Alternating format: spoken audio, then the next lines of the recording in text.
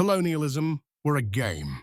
Germany joined it late, played it fast, and still managed to ruin everything. This is the chaotic tale of Germany's extremely short-lived but wildly destructive empire in Africa, a colonial sprint that left deep scars in record time. Because when Germany showed up, it didn't want to just play empire, it wanted to win, even if it meant rewriting the rules and committing the first genocide of the 20th century. Germany, the overachiever who showed up late.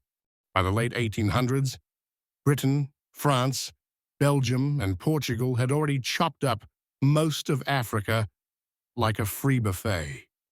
But Germany, recently unified in 1871, suddenly wanted in. Emperor Wilhelm III and his Iron Chancellor Otto von Bismarck decided, we'd like a piece of Africa, several pieces actually, for no particular reason other than everyone else has some.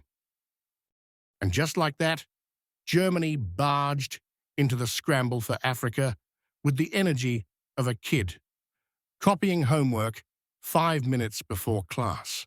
The Berlin Conference, partitioned by pen, the 1884-85 Berlin Conference, hosted by Bismarck and without a single African present, was Germany's big debut. Here, European powers drew borders like toddlers with crayons. No regard for tribes, cultures, or common sense. Germany walked away with shiny new colonies, including German Southwest Africa, modern Namibia, German East Africa, now Tanzania, Rwanda, Burundi, Togoland, Cameroon. Fun fact, they didn't ask the people living there. Okay, not fun, just fact. Germany's colonial philosophy, bureaucracy plus brutality. The Germans came in hot with maps, measuring tapes, and a lot of military boots. Their colonial strategy, hyper-organization plus ruthless suppression. They built railroads and schools. Not for locals, of course, but for transporting goods and controlling labor. They taxed everything, outlawed local customs, and turned entire populations into unpaid labor. When African communities resisted, Germany responded like a hammer looking for a nail. And then came the Herero and Nama genocide. Namibia, the empire's darkest chapter. In German Southwest Africa, the Herero and Nama people rebelled in 1904 after years of land theft, forced labor, and random executions.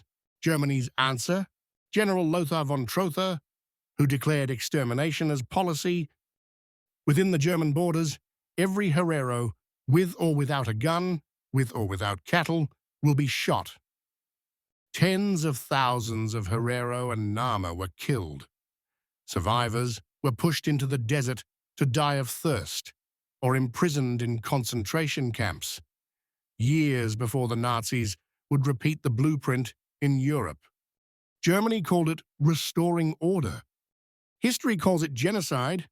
Meanwhile, in East Africa, in German East Africa, resistance movements like the Meiji Rebellion, 1905-1907, challenged forced cotton farming and brutal rule.